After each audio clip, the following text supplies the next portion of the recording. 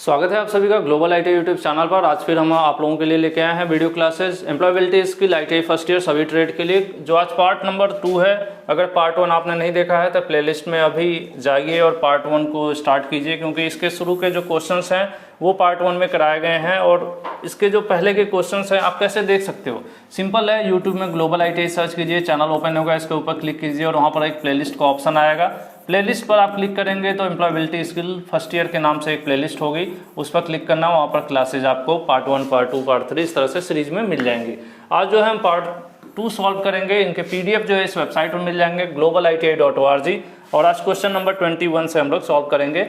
1 से लेकर 20 तक ऑलरेडी सॉल्व कराया जा सकता है। और ये जो क्लासेज हैं आईटीआई फर्स्ट ईयर सभी ट्रेड के लिए हैं, जिसमें भी एम्प्लॉयबिलिटी स्किल सब्जेक्ट आता है। ठीक है, और शुरू करते हैं। थोड़ा समय फास्ट बोलने की कोशिश कर रहा हूँ, इसलिए थोड़ी बहुत मिस्टेक होने की भी संभावना है। और फास्ट इसलिए कर रहा हूँ कि कम समय में ज़्यादा से ज़्यादा क्वेश्चंस आप लोगों को सॉल्व करवाया जा सके। और ये क्वेश्चन आपके सामने अभी इंग्लिश लिटरेसी का है। Fill the blanks with the suitable place preposition. ठीक है, इसमें यहाँ पर ये सेंटेंस है यहाँ से यहाँ तक। My house is 3rd floor. मेरा घर जो है 3रे फ्लोर पर है, 3रे मंजिल पर है। ठीक है, फ्लैट वगैरह में ऐसा जनरली होता है। तो यहाँ पर कौन सा प्रीपोजिशन जो है वो सही सेट होगा, तो यहाँ पर सेट होगा आपका ऑन। ठीक है, आंसर सी सही होगा। My house is on the 3rd floor. ठीक है, नेक्स्ट क्वेश्चन देखते हैं। नेक्स्ट क्वेश्चन आपके सामने है, फिल द करेक्ट। यहाँ पर भी करेक्ट क्वेश्चन वर्ड जो है यहाँ पर सेट करना है।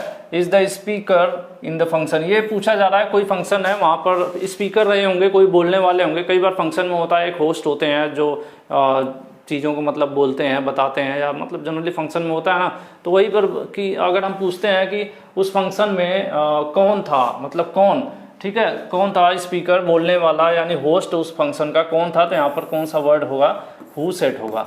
Who is the speaker at the function, मतलब जो फंक्शन हो रहा था वहाँ पे बोलने वाला कौन था। यहाँ पर आंसर आपका डी सही हो जाएगा। ठीक है, ये सब व्हाट इज द स्पीकर नहीं सेट होगा, व्हेन भी, वाई भी, ये सब उसके साथ सूटेबल नहीं है। आंसर जो है आपका डी सही सेट होगा इसके साथ। ठीक है, तो इसका आंसर क्या हो जाएगा, डी सही हो जाएगा। नेक्स्ट चलते हैं। ये सब बेसिक ग्रामर के सेंटेंस हैं, नॉर्मल सेंटेंस हैं, जिस जनरली इसमें बहुत ज़्यादा ग्रामर का भी कॉन्सेप्ट नहीं है। चलिए आगे देखते हैं। Low level language is also known as या ऑल्सो कॉल्ड। ठीक है, ये थोड़ा इसमें कंप्यूटर का क्वेश्चन घुस गया। ये आपका मशीन लैंग्वेज को लो लेवल लैंग्वेज भी बोला जाता है। आंसर सी जो है इसका राइट होगा। नेक्स्ट चलते हैं। Pronunciation refers to. प्रोनाउंसिएशन क्या होता है, इसको प्रोनाउंसिएशन बोले, प्रोनाउंसिएशन बोले, बोलने का अलग अलग तरीका होता है। जैसे आपने देखा होगा कुछ लोग इंग्लिश बहुत अच्छा बोलते हैं। ठीक है, कुछ लोग इंग्लिश, जैसे 2 लोगों को आप देखोगे, एक ये है और एक ये है, दोनों लोग इंग्लिश बोल रहे हैं, इनकी भी ग्रामर 100% सही है, इनकी भी ग्रामर 100% सही है, लेकिन हो सकता हो आपको इनकी वाली इंग्लिश ज़्यादा अच्छी लगे, इनकी थोड़ी अच्छी ना लगे। तो होता क्या, प्रोनाउंसिएशन पे डिपेंड करता है, जो बोलने का तरीका होता है, जो शब्द मुंह से निकलते हैं। ठीक है, तो वही जितनी बेहतर इंग्लिश खुद इंग्लैंड के लोग बोलते होंगे, अदर कंट्री के लोग उतनी अच्छी नहीं बोल पाएंगे। जो प्रोनाउंसिएशन का ये खेल है, मतलब जो साउंड है ना, जो शब्दों को आवाज़ में बदलते हैं, वही प्रोनाउंसिएशन एक तरह से कहलाता है। तो यहाँ पर देखिए, प्रोडक्शन ऑफ साउंड। ठीक है, यहाँ पर आंसर आपका डी सही हो जाएगा। किसी भी शब्द को बोलना ही प्रोनाउंसिएशन कहलाता है। ठीक है, चलिए नेक्स्ट देखते हैं। Rearrange the following set of word. ये देखिए, टीचर, स्कूल, वर्कड, सी और एज, इनको मिक्स करना है और एक सही सेंटेंस बनाना है। तो इसका सही सेंटेंस आपके सामने है। She worked as a school teacher. वो स्कूल टीचर के तौर पे काम करती हैं, या वो एक स्कूल टीचर हैं, स्कूल टीचर की तरह काम करती हैं। सिंपल सी बात है, मतलब स्कूल टीचर है। ठीक है, तो यहाँ पर यही सेंटेंस प्रॉपर होगा। बाकी आप लोग इनको पढ़ेंगे तो कोई भी कहीं से सूटेबल नहीं होगा। स्कूल वर्क मतलब स्कूल तो काम नहीं करता है ना। Teacher worked as school, teacher school की तरह काम करता है, ये भी नहीं सही है। वर्कड सी एज स्कूल, क्या कुछ नहीं, उससे मिक्स हो गया, इसलिए यहाँ पर सेंटेंस आपका बी राइट है और आंसर भी बी है। नेक्स्ट चलते हैं। The word that express a sudden and strong feeling. कई बार होता है कुछ चीज़ों को देखकर हम लोग बहुत ही मतलब खुश भी होते हैं, थोड़ा शौकली कहते हैं, अरे यार क्या अच्छी चीज़ है ना। तो ये जो हमारा एक्सप्रेशन होता है, सडन अचानक से ही आता है, अरे ये तो बड़ी सुंदर, क्या घर बनाया आपने, क्या गाड़ी है आपकी यार, क्या वो है ना, तो ये चीज़ है। तो यहाँ पर आपको यही फीलिंग अगर अचानक से आ रही है, उसी की बात करें, एक्सप्रेस अ सडन, अचानक से स्ट्रॉन्ग मतलब मजबूत फीलिंग आ रही है किसी चीज़ को लेके। यहाँ पर लिखे हो अचानक और प्रबल भावना को व्यक्त करने का जो शब्द होता है उसको क्या कहते हैं, तो उसको हम कहते हैं कि आंसर बी इंटरजेक्शन। इंटरजेक्शन विस्मय बोधक, ठीक है। और ऐसे सेंटेंसेस में क्या होता है, लास्ट में देखेंगे ऐसे लाइन खींच के इस तरह डॉट लगा रहता है, तो वो वाले सेंटेंस की पहचान यही होती है, ठीक है। तो यहाँ पर आंसर बी आपका राइट आंसर होगा, बी जो है राइट होगा, यानी ये सही होगा बी, ठीक है। नेक्स्ट चलते हैं। When you greet higher officials, आपके टीचर, इंस्ट्रक्टर, सुपरवाइजर कोई मिलता है, अगर आप उनसे अभिवादन उनका करते हैं तो किस प्रकार से करेंगे, तो हाय हेलो ये सब नहीं बोलते हैं, जनरली हम लोग फॉर्मल रूप से गुड मॉर्निंग बोलेंगे। यहाँ पर आंसर आपका सही होगा। अगर आप वो हमसे बड़े हैं, हमारे सीनियर हैं, हमारे सुपरवाइजर हैं, टीचर हैं, तो हम लोग क्या बोलेंगे, उन्हें गुड मॉर्निंग बोलेंगे। हेलो हे हाय तो दोस्तों में चलता है, ठीक है। यहाँ पर आंसर आपका ए सही होगा। नेक्स्ट चलते हैं। Which is a silent letter in the word, ये शब्द है, आंसर एक शब्द है, इसके अंदर कह रहा है एक ऐसा वर्ड है जो कि साइलेंट है, जिसको हम लोग बोलते नहीं। हम क्या बोल रहे हैं, आंसर बोल रहे हैं ना, आंसर नहीं बोलते हैं ना, हम लोग जनरली बोलते हैं क्या है, हम इसको जब पढ़ते हैं तो क्या पढ़ते हैं, आंसर पढ़ते हैं। जबकि इसमें एक डब्लू भी है, डब्लू के यहाँ पे क्या होना चाहिए, ये वो आता है ना, लेकिन ये गायब है, यानी ये साइलेंट है। तो यहाँ पर क्या साइलेंट है, ये जो डब्लू है वही साइलेंट, इसलिए इसका आंसर क्या होगा, डी आंसर होगा। नेक्स्ट चलते हैं।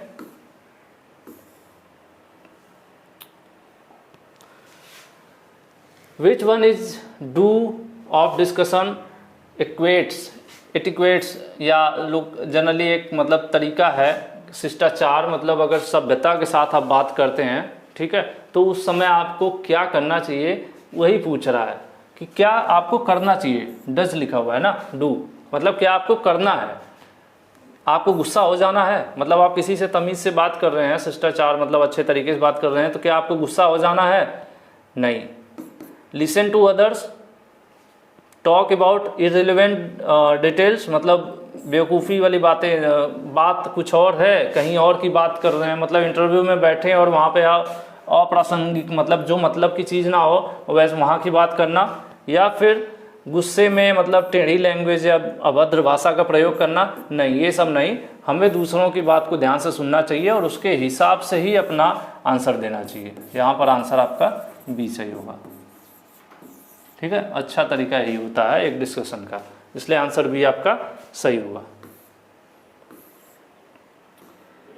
ये कह रहे हैं डिस्कशन के दौरान, वही बात है, शिष्टाचार मतलब इंटरव्यू वगैरह हो गया, अपने टीचर से हो गया, स्टाफ में हो गया, जनरली मतलब एक पोलाइटली जब कहीं बातचीत करनी है तो उस केस में मतलब जिसको हम फॉर्मल कम्युनिकेशन कहते हैं। फॉर्मल कम्युनिकेशन अगर हम कर रहे हैं कहीं पे, तो जहाँ पर दोस्त यार फैमिली ना हो, ठीक है, ऑफिस वगैरह का माहौल होता है, कॉलेज का सीनियर का माहौल होता है, तो वैसे भी यही कह रहे हैं कि विच वन इज डोंट, मतलब ऐसा, इसके पहले तो पूछा था क्या करना है, और इसमें कह रहे हैं क्या नहीं करना चाहिए, ठीक है। इसमें से आपको सेलेक्ट करना है क्या नहीं करना चाहिए, तो आपको आर्ग्यू नहीं करना चाहिए, बेमतलब की बहस नहीं करना चाहिए, बाकी दूसरों को सुनना चाहिए, ठीक है, और आराम से मतलब नॉर्मल लैंग्वेज की बात कर, मतलब आपका टोन बहुत हाई नहीं रहना चाहिए, बहुत गुस्से में भी नहीं बोलना है, बहुत धीरे भी नहीं बोलना है, मीडियम मैनेज करके आपको बोलना चाहिए, और अपना जो ध्यान है हमेशा दिमाग खुला रखना चाहिए।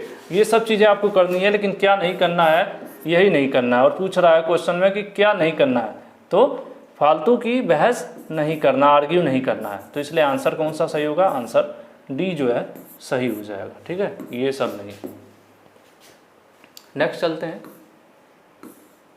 विच one is brain of computer, computer question आ गया यहीं पर, तो आप बचपन से ही हर बच्चा पढ़ता हुआ आ रहा है कि CPU is the brain of computer, ठीक है, कंप्यूटर का ब्रेन कहा जाता है।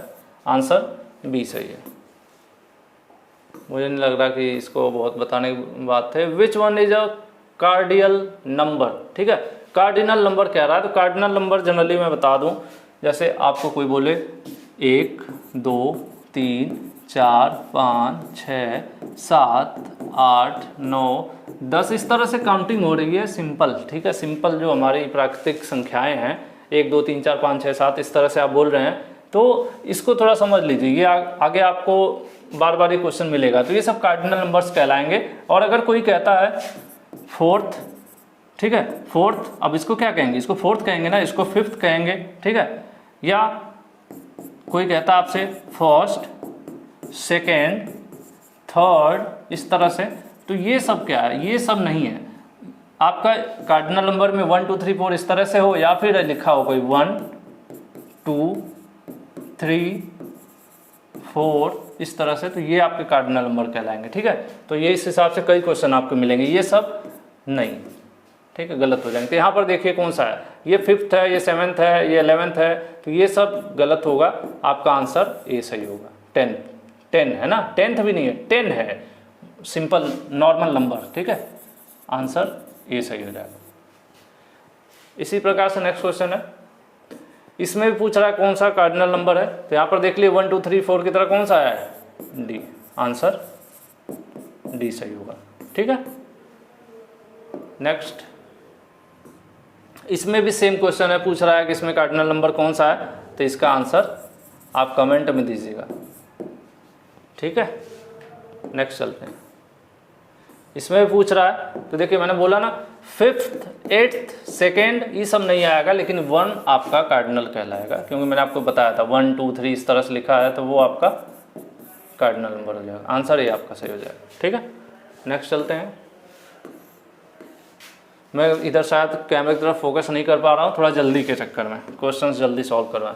Which one is exclamatory sentence, इसके पहले जो आया था ना, मैंने कुछ देर पहले आपको बताया था कि कहीं अचानक से कोई फीलिंग आया, अरे क्या गाड़ी है, ठीक है, क्या घर बनाया है, तो ऐसे सेंटेंसेस कहते हैं। और ऐसे सेंटेंस को पहचानने का मैंने बताया, सेंटेंस के लास्ट में इस तरह से सिंबल बना देता है, ठीक है।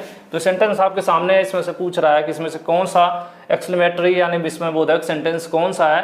तो देखिए ये तो क्वेश्चन वाला है, प्रश्नवाचक है, इनमें वो है नहीं, सिंपल सा देखिए लास्ट में यहाँ पर निशान भी बना हुआ है, प्लस ये what a beautiful house it is, जैसे ये सेंटेंस क्या कर रहा है, क्या शानदार घर बनाया है आपने, या क्या शानदार घर है ये, ठीक है। तो ये चीज़ होगा, ये चीज़ यहाँ पर आंसर ए आपका सही होगा, 36 का ए। नेक्स्ट चलते हैं, which one is an active voice, active voice की बात कर रहे हैं। Ram has passed the exam, the ball was cat, हाँ एक सिंपल सा मैं आपको बता दे रहा हूँ, हम लोगों को भी बचपन में एक्टिव पैसिव पढ़ाया गया था, तो बचपन में क्या मतलब थोड़े से बड़े थोड़े से बचपन, राम किल्ड रावण, ठीक है, ये एग्जांपल दिया गया था, ये आज भी याद है। 2 सेंटेंस बताए गए थे, Ravan was killed by Ram. तो सिंपल सा सबसे यही है, यहाँ पे सीधा सा सेंटेंस है, राम ने रावण को मार दिया, तो ये आपका एक्टिव हो गया। और अगर यही कह रहा है कि रावण राम के द्वारा मारा गया, तो ये क्या हो गया आपका पैसिव हो गया। दोनों सेम चीज़ हैं, बस कहने का तरीका अलग है। राम ने रावण को मारा एक्टिव, रावण जो है राम के द्वारा मारा गया तो पैसिव। तो यहाँ पर क्या दिख रहा है, बाई, ठीक है। तो इसमें जिसमें बाई दिखेगा वो सब आपके पैसिव हो जाए। देखिए यहाँ पर भी बाई है, यहाँ पर भी बाई है, यहाँ पर भी बाई है, इसलिए तीनों पैसिव हो गए। आपका एक्टिव कौन सा हो गया, पहला वाला, आंसर ए सही हो जाएगा, ठीक है। नेक्स्ट चलते हैं, विच वन इज पैसिव। अब देखिए पिछले में एक्टिव पूछा था, इस बार पैसिव पूछ लिया। तो पैसिव में आप ढूंढ लीजिए जिसमें बाई हो, by us, her birthday was celebrated by us, उसका जो जन्मदिन है हमारे द्वारा मनाया गया, ठीक है, आंसर। एक तो हम सीधे बोल सकते थे कि हमने उसका जन्मदिन मनाया, या फिर एक सेंटेंस ये हो गया, अगर हम डायरेक्ट बोल देते हमने उसका जन्मदिन मनाया यानी we celebrated her birthday, simple सा सीधा सेंटेंस हो जाता। बट अगर हमने ये कह दिया कि उसका बर्थडे हमारे द्वारा मनाया गया, तो वो पैसिव हो गया। यहाँ पर आपका आंसर सी सही हो गया। नेक्स्ट चलते हैं, कह रहा है which one is not conjunction number, ठीक है, कंजक्शन, ठीक है। कंजक्शन क्या होता है कि दो को जंक्शन कह लीजिए, यहाँ पर सिंपल सा मतलब एक समझने के लिए, जैसे दो शब्दों के जोड़ने के लिए, ठीक है, दो शब्दों को जोड़ने के लिए जो सेंटेंस यूज होते हैं, जैसे जो शब्द यूज होते हैं राम एंड श्याम, ठीक है।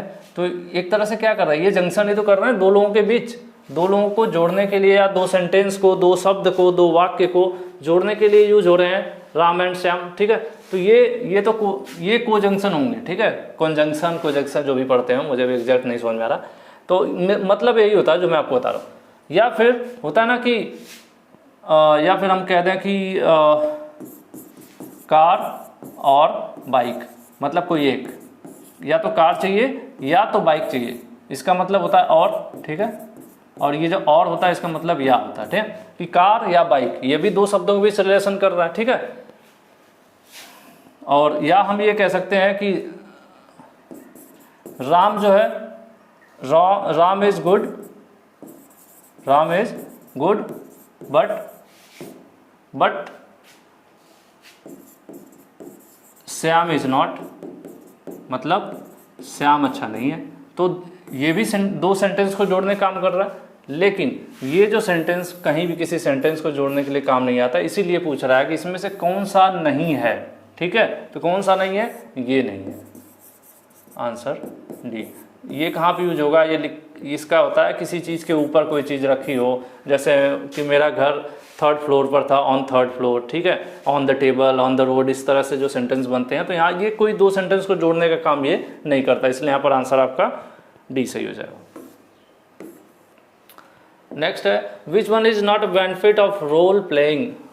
रोल प्लेइंग मतलब होता है कोई आपको भूमिका मिल गई, अगर आप मैनेजर बन गए कहीं के, तो आपको क्या करना है क्या नहीं करना है, कुछ सेंटेंसेज हैं। तो पहली बात आपको आपके अंदर कॉन्फिडेंस, देखिए इसमें क्या पूछ रहा है, क्या नहीं करना है ना, किसका बेनिफिट नहीं है। अगर आप कोई रोल मिल जाता है तो क्या नहीं करना है, या क्या ऐसा है जिसको आप नहीं करेंगे तो आपको मतलब उसका बेनिफिट नहीं मिलेगा, ठीक है। तो इसमें हमें निगेटिव देखना है। डेवलप लिसनिंग, हमें अपना कॉन्फिडेंस तो बढ़ाना ही पड़ेगा या बढ़ाना चाहिए। अपनी लिसनिंग मतलब सुनने की क्षमता अच्छी करनी चाहिए, लिसनिंग स्किल अच्छी करनी चाहिए।